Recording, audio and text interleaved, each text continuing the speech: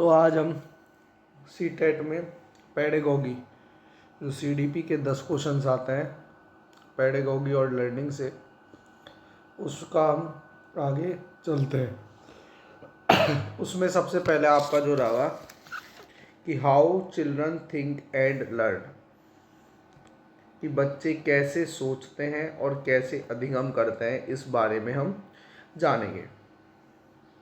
तो बच्चे के सोचने के तरीकों के लिए हमने पूर्व में 2 सिद्धांतों का अध्ययन किया था। जो सबसे पहले सिद्धांत था वो था जीन पियाजे का सिद्धांत, कि बच्चे सोचते कैसे, इस बारे में हमने जाना था जीन पियाजे के सिद्धांत में। और दूसरा जो सिद्धांत था वो था वाइगोत्स्की का।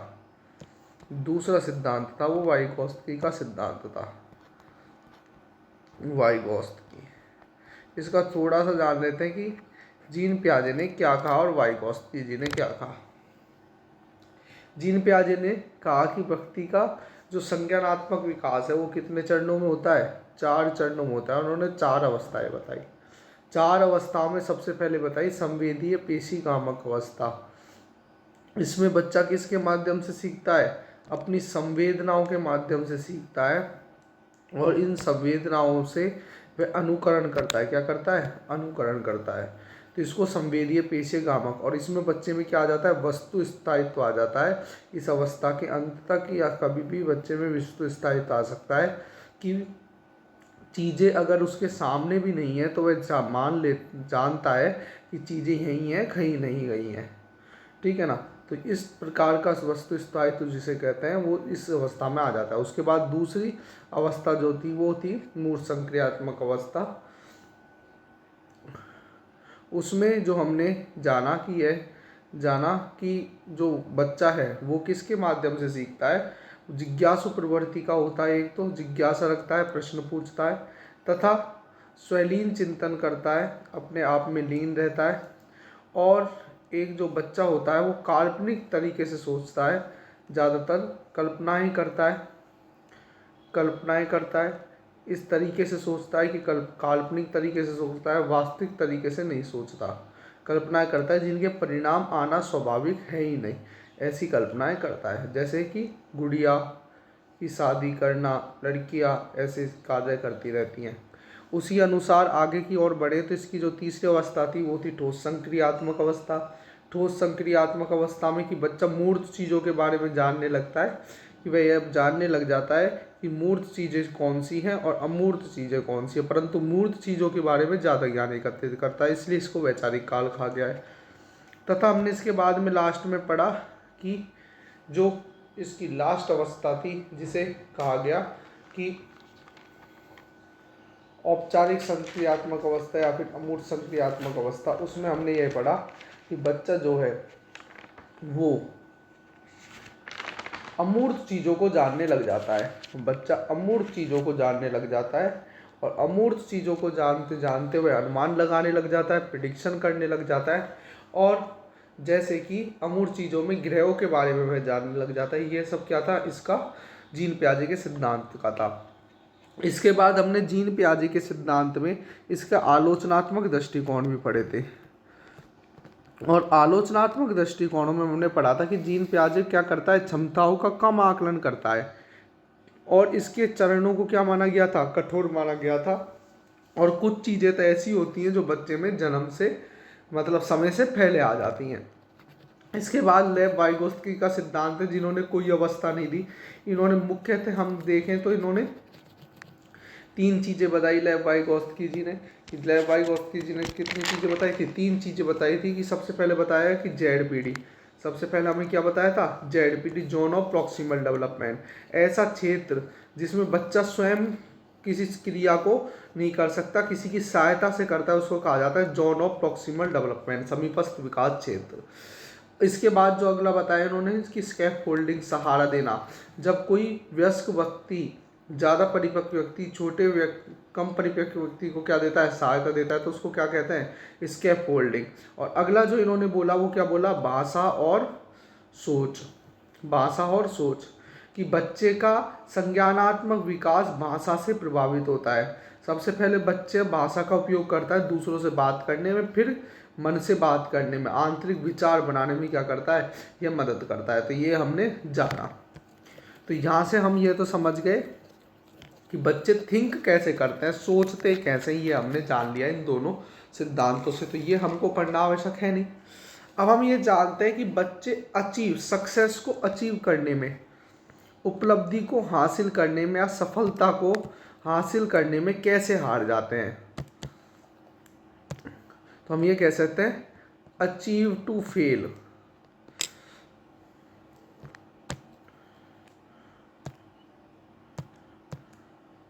How children fail to achieve success. How children fail to achieve success. तो सबसे पहला जो इसमें पॉइंट आता है कि हो सकता है कि अगर बच्चों में लर्निंग डिसेबिलिटी हो, एलडी हो, जैसे डिसलेक्सिया, डिसकैलकुलिया, डिसग्राफिया, एडीएचडी हो बच्चा कोई, है ना, कोई लर्निंग डिसेबिलिटी हो अगर बच्चों में, जो अधिगम अक्षमता जिसे कहते हैं, जो अधिगम को स्थायी नहीं होने देती, ऐसे जो अक्षमता हो, तो ऐसे जो अक्षमता वाले बच्चे होते हैं उनको सक्सेस मिलने में क्या हो जाते हैं, वो फेल हो जाते हैं, कि उनको सक्सेस नहीं मिल पाती।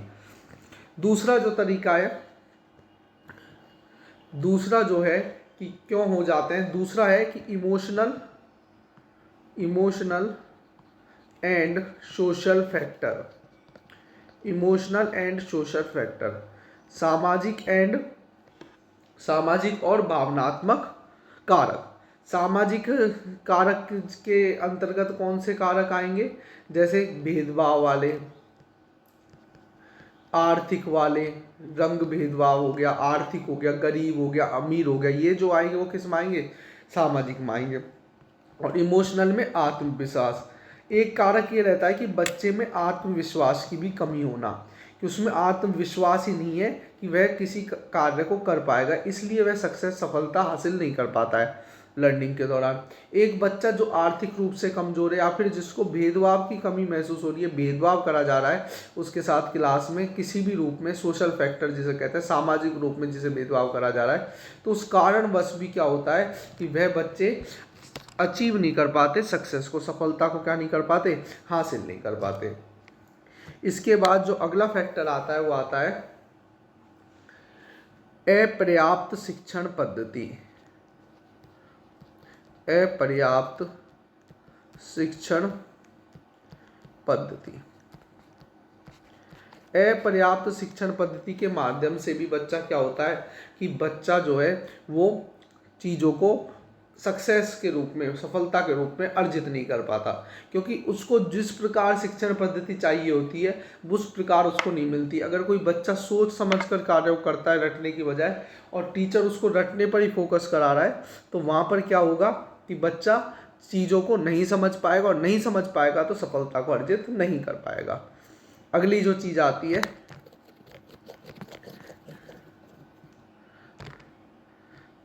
प्रेरणा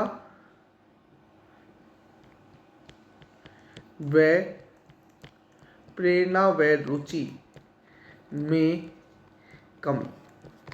ये प्रेरणा और रुचि की कमी होने पर, प्रेरणा का मतलब मोटिवेशन और रुचि का मतलब क्या हो गया, इंटरेस्ट की कमी होने पर भी यह चीज़ हो जाती है कि बच्चे में मोटिव ही नहीं है, उसको आवश्यकता ही नहीं है किसी चीज़ को जानने की, उसको आवश्यकता ही नहीं है कि उसको जब तक आवश्यकता महसूस नहीं होगी आंतरिक रूप से तुझे ये करना है, तो वह सफलता को अर्जित नहीं कर पाएगा। और एक जब तक आवश्यकता नहीं होगी तो रुचि कैसे उत्पन्न होगी बच्चे में, कि रुचि नहीं है किसी चीज़ को करने की।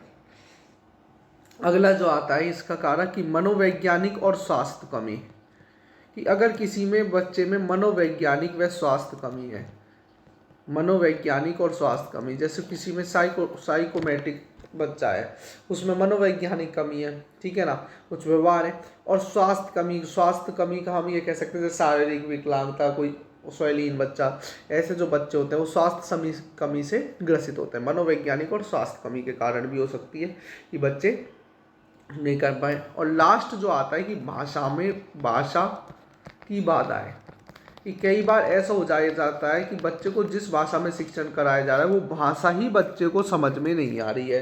और उसकी वजह से बच्चा क्या नहीं कर पा रहा है, चीज़ों का अध्ययन नहीं कर पा रहा है या फिर चीज़ों को याद नहीं कर पा रहा है, जिस वजह से बच्चे क्या हो जाते हैं, फेल हो जाते हैं किस चीज़ में, सक्सेस को अचीव करने में।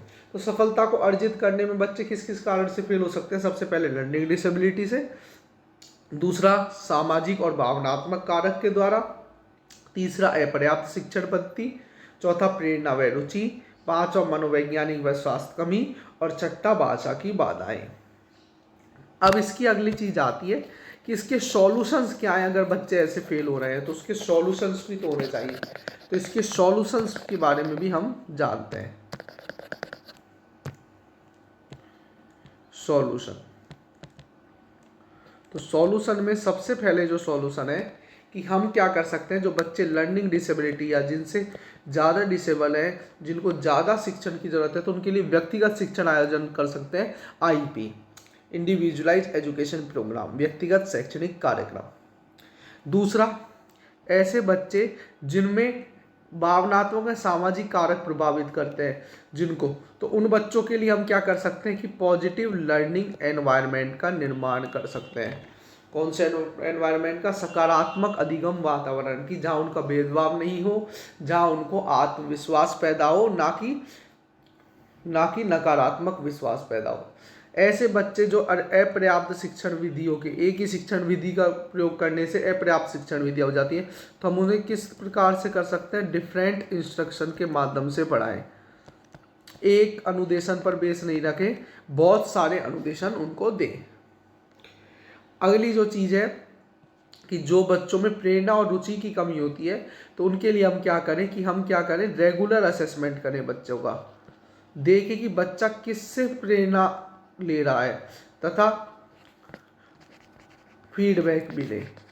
रेगुलर असेसमेंट भी करें और क्या लें, फीडबैक भी लें। लगातार उनका आकलन भी करें और उनकी प्रश्न पुष्टि भी करें। और लास्ट में जो है कि मनोवैज्ञानिक स्वास्थ्य कमी और भाषा की बाधाओं को जानने के लिए हम क्या कर सकते हैं कि पेरेंट्स और कम्युनिटी से क्या ले सकते हैं, सपोर्ट ले सकते हैं। कि पेरेंट्स और कम्युनिटी, हम तो नहीं बदल सकते कि उनकी भाषा को समझ पाए इतनी जल्दी, बल्कि हम पेरेंट्सों को समझाकर बच्चों को यह समझवा सकते हैं कि हम उनको क्या कहना चाह रहे हैं। तो पेरेंट्स कम्युनिटी का भी हम क्या कर सकते हैं, सपोर्ट ले सकते हैं। तो हमारा ये टॉपिक खत्म होता है यहीं पर। धन्यवाद।